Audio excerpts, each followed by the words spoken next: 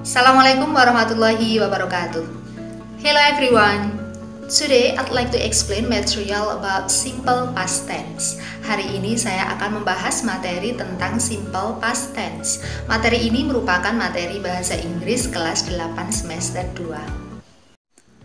Simple past tense itu fungsinya adalah talk about a completed action in the past. Itu artinya untuk membicarakan kejadian yang selesai di masa lampau.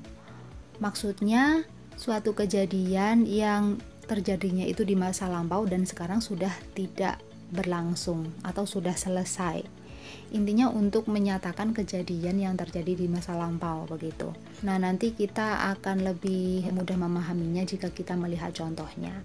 Nah, untuk adverb atau keterangan yang biasa dipakai dalam simple past tense yaitu ada kata yesterday, artinya kemarin, kemudian in titik-titik. Nah, titik-titik itu bisa diisi dengan tahun, misalnya in 2010 pada tahun 2010, in 1999 pada tahun 1999 dan lain sebagainya. Kemudian last titik-titik. Nah, titik-titik itu bisa diisi dengan keterangan yang kita perlukan. Contohnya last year, tahun lalu, last month, bulan lalu, last week, minggu lalu, last Friday, hari Jumat lalu, dan lain sebagainya. Kemudian titik-titik ago. Ago juga artinya yang lalu, tapi di sini bedanya kalau ago itu di belakang ya. Kalau last itu posisinya di depan. Contohnya di sini 2 years ago, 2 tahun yang lalu. A week ago, seminggu yang lalu, dan lain sebagainya. Nah, kita ke contohnya. Untuk kalimat positif itu rumusnya subjek kemudian diikuti dengan kata kerja kedua. Contoh kalimatnya, he washed the bag last week. Artinya dia mencuci tas itu minggu lalu. Nah, di sini he posisi sebagai subjek, kemudian washed ini merupakan kata kerja kedua. Kemudian di sini last week ini merupakan adverb atau keterangannya.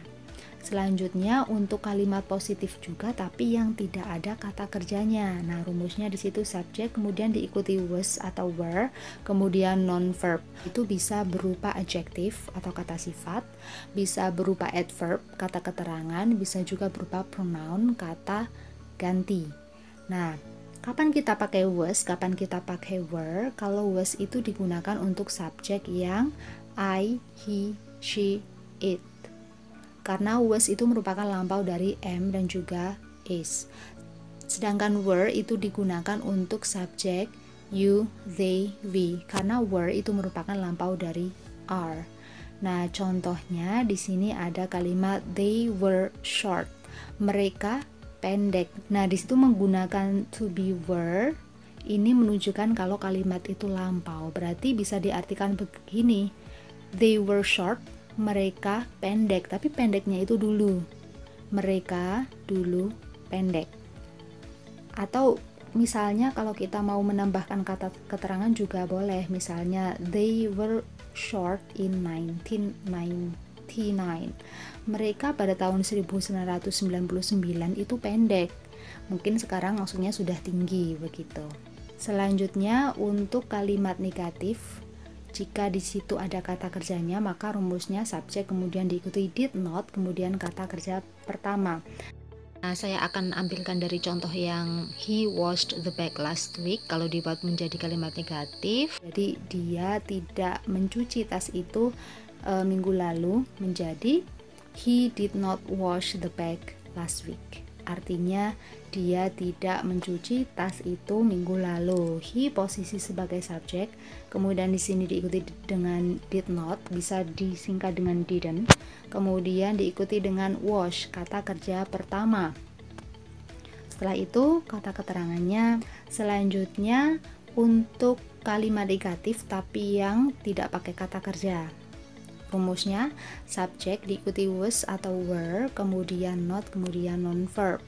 Contohnya saya ambilkan dari sini saja, dari kalimat yang tadi they were short. Kalau diubah menjadi kalimat negatif menjadi mereka tidak pendek. They were not short. They posisi sebagai subjek, kemudian di sini pakai were. Selanjutnya not, Kemudian di sini short merupakan non-verb. Short di situ merupakan adjektif atau kata sifat. Mereka dulu tidak pendek. Selanjutnya untuk kalimat tanya atau interrogatif di sini yang menggunakan kata kerja, rumusnya did kemudian subjek diikuti dengan kata kerja pertama. Contohnya, did he wash the bag last week? Artinya apakah dia mencuci tas itu minggu lalu? Did kemudian di sini he merupakan subjek, wash kata kerja pertama, ini keterangannya. Kalau misalnya jawabannya iya, berarti yes he did. Kalau tidak berarti no he did not atau no he didn't. Selanjutnya untuk kalimat tanya yang non-verb. Ini kalimat tanya yang yes no question ya, yang jawabannya iya atau tidak. Rumusnya was atau were, kemudian subjek diikuti dengan non-verb. Contohnya, were they short? Apakah mereka dulu pendek? Nah, were kemudian diikuti they di sini sebagai subjek, short ini merupakan non-verb yang merupakan adjektif atau kata sifat. Jawabannya kalau iya berarti yes they were, kalau no berarti no they were not. Selanjutnya untuk kalimat tanya atau interrogatif tapi yang pakai WH question. Rumusnya WH question kemudian diikuti dengan did, kemudian subjek dan juga kata kerja pertama. Contohnya, when did he wash the bag? Artinya kapan dia mencuci tas itu? Di sini WH questionnya, kemudian did, he sebagai subjek, kemudian wash merupakan kata kerja pertama. Untuk WH question tapi yang tidak ada kata kerjanya, rumusnya WH question kemudian was atau were kemudian diikuti subjek, bisa juga diikuti dengan non-verb. Nah, saya berikan contohnya di situ.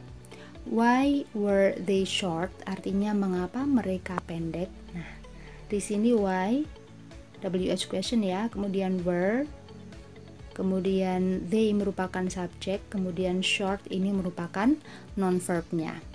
Bagaimana kalau yang tidak ada non-verbnya? Bisa. Misalnya, how were they? Dulu mereka itu bagaimana? Nah, di situ kan tidak ada non-verbnya. Cuma sebatas WH question, kemudian ditambah was atau were, kemudian subject. Tapi itu menanyakan tentang keadaan dulu. Demikian pembahasan materi tentang simple past tense. Kalau ada yang kurang jelas atau ditanyakan, silahkan tuliskan di kolom komentar. Sekian untuk kali ini. Thanks for watching and see you. Assalamualaikum warahmatullahi wabarakatuh.